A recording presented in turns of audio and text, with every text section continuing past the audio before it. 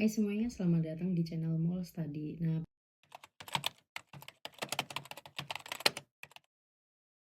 perkenalkan namaku Lydia.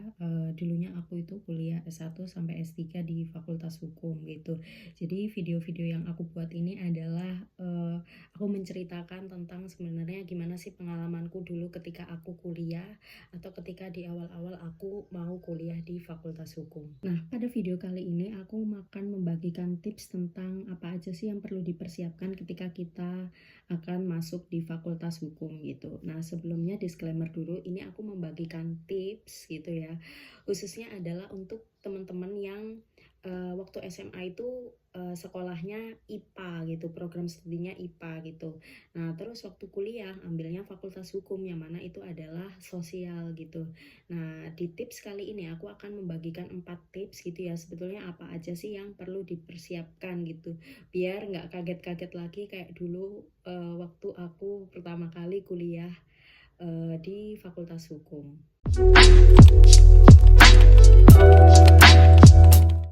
Nah, tips yang pertama adalah persiapkan kebiasaan membaca yang baik gitu.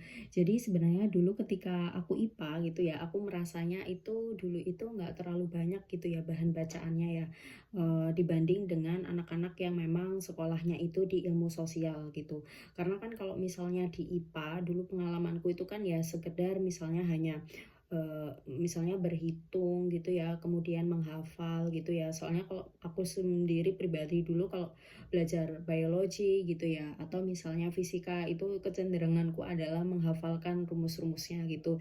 Intinya mengingat rumus dasarnya itu apa, kemudian nanti di otak-atik gitu. Nah, sementara kalau misalnya sosial itu kan kalian mesti baca ya, dan bacaannya itu banyak gitu. Misal dulu mungkin waktu SMA kelas 1 kan kita dapat dapat pelajaran sosiologi, ekonomi yang semuanya itu adalah bacaan gitu, dan kita harus membaca. Kalau misalnya kita nggak baca, kita nggak akan tahu gitu loh sebenarnya teorinya itu seperti apa gitu, yang secara mendalam gitu. Nah, oleh sebab itu menurutku mempersiapkan skill membaca itu penting gitu, kayak gitu, karena materi-materi yang akan nanti diambil ketika kuliah itu semuanya harus dibaca gitu. Kayak misalnya kalian ilmu dapat mata kuliah ilmu kenegaraan gitu. Itu kan nggak ada ya rumusnya apa gitu, rumusnya kenegaraan. Jadi lagi-lagi teorinya dibaca gitu, struktur negara seperti apa gitu. Terus gitu, sehingga menurutku penting untuk mengasah kemampuan membaca gitu agar nantinya itu nggak bingung gitu harus gimana dan harus seperti apa. Nah, kemudian tips yang kedua adalah berlatih menulis gitu. Sebenarnya aku menyadari ya bahwa kemampuan menulisku itu jauh dari kata bagus gitu ketika masa-masa SMA gitu. Karena apalagi ketika kita sekolah di program studi IPA gitu ya, yang basicnya itu adalah IPA, itu kan tidak dituntut untuk mendeskripsikan gitu ya, atau misalnya menulis gitu argumentasinya itu seperti apa, kayak gitu-gitu kan lebih banyaknya itu ke kayak ilmu hitung-hitungan gitu ya. Terus kayak misalnya kimia gitu ya, kan kita menghitung gitu ya, menghitung terus kemudian memasukkan rumus-rumus gitu dan lain-lain. Jadi maksudnya di sini menulis itu ya kita menyusun kalimat gitu dalam sebuah bentuk paragraf gitu.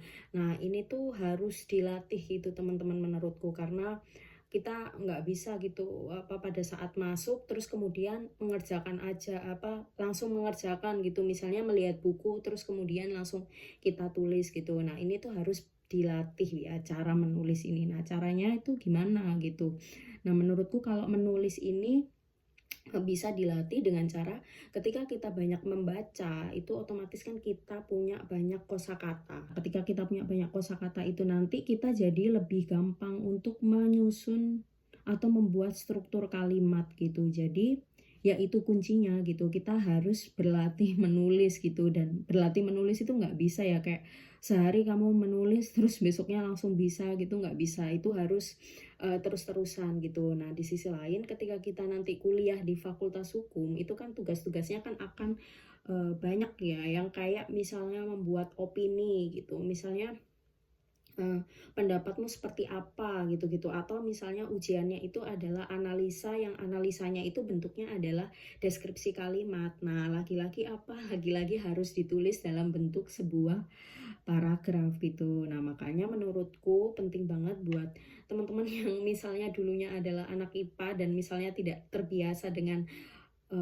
menulis yang misalnya banyak gitu ya. Nah, itu kalian mesti latih gitu. Nah, yang ketiga adalah tips berlatih presentasi secara mandiri gitu.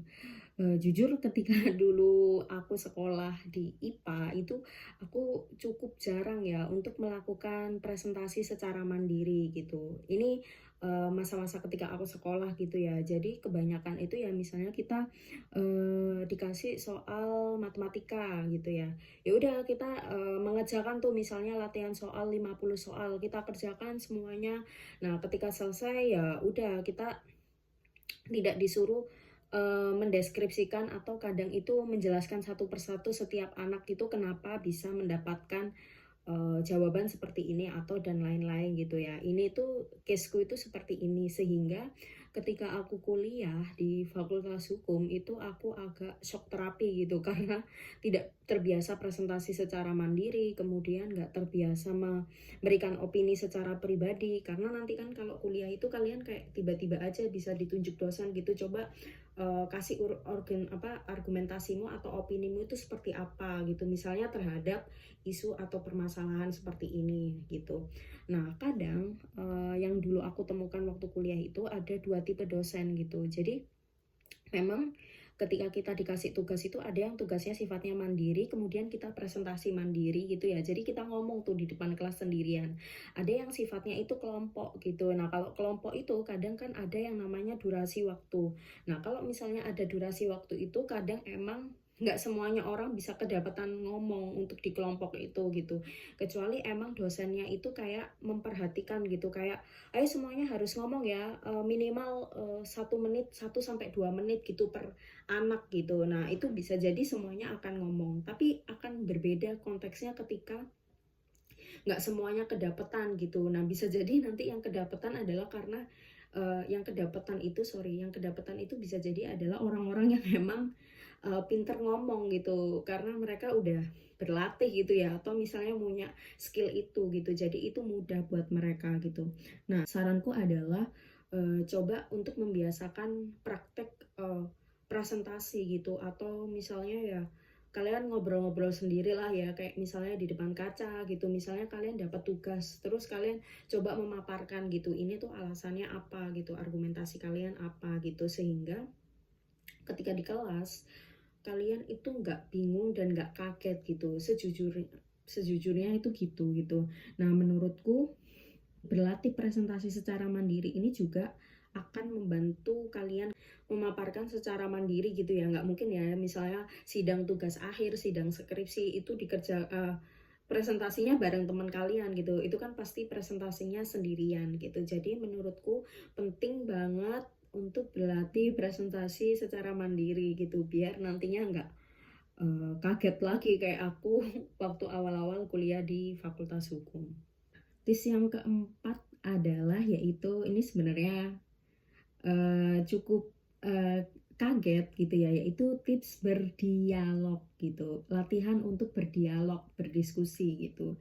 Jadi sebenarnya bisa dibilang kalau menurutku kuliah di Fakultas Hukum itu kayak diskusi gitu ya. Jadi sisanya mungkin 30%-nya itu bisa dibilang kita